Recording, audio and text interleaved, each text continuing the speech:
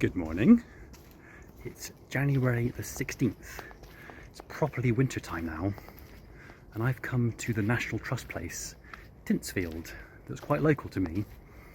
And I'm here this morning with my daughter to gather some ideas for what annual vegetables to grow in the winter here in the UK. We're in the walled Victorian kitchen garden, and there are lots of things growing that you might not expect to be able to grow. Over my 14 years as a gardener, I used to come here once awake, sometimes once asleep, sometimes to get ideas about what I could grow in some of my customers' gardens before I really know what I was doing. I mean, I still don't really know what I'm doing. It's one of those things, the more you know, the more you realise you don't know. But I'm here today just to get some ideas about the kinds of things I can grow in my annual vegetable garden in the winter. On a hill near a wood, where nobody goes, up a track, through a gate, the food forest grows, with secrets and treasures for everyone's pleasure, and rogues discovery.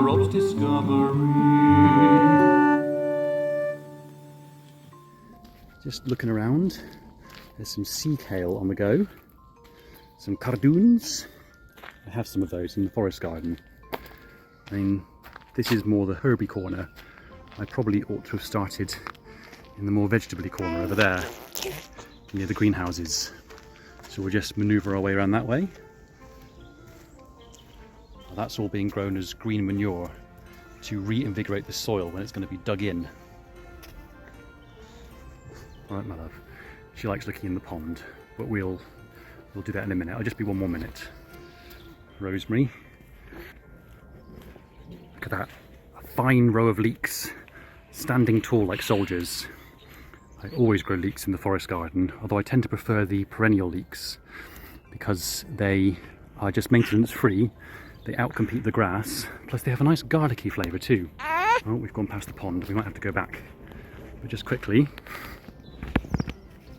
celeriac, wonderful for making soup.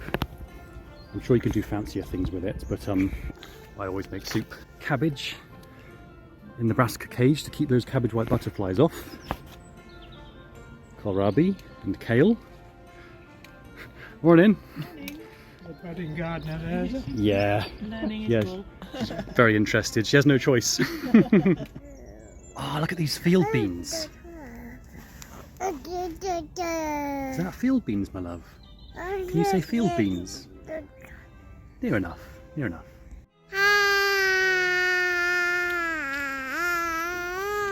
Otherwise known as rhubarb.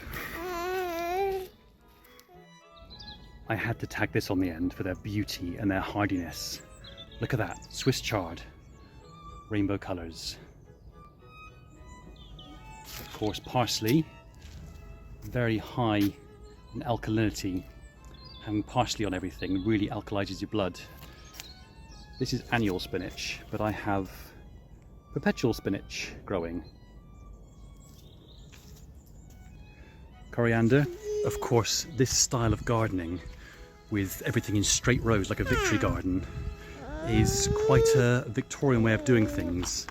And all this bare soil between the single monoculture of plants required abundant, cheap labour to make it look like this. As neat and as beautiful as those types of gardens are, I do prefer to plant annuals and little companion planted guilds throughout the forest garden.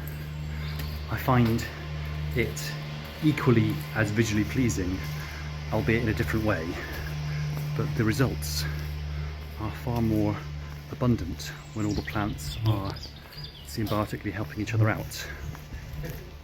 I mean, everyone has their own styles, but I find it far less maintenance and a little more productive.